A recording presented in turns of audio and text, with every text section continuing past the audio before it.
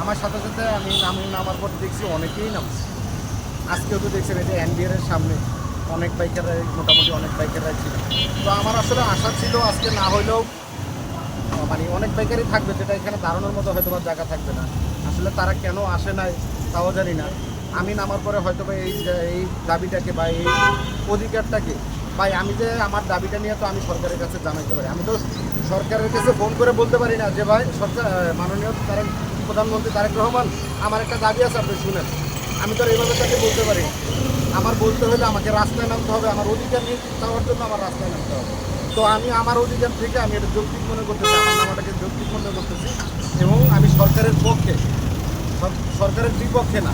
তো সরকারের কাছে আমি আবারও বলতেছি, সরকার যাতে এটা যেহেতু বাস্তবায়ন হয় নাই, যেহেতু আপনি এটা বাস্তবায়ন করেন না, আমাদের সাধারণ জনগণকে এভাবে পরের দিকে চাপিয়ে দিয়ে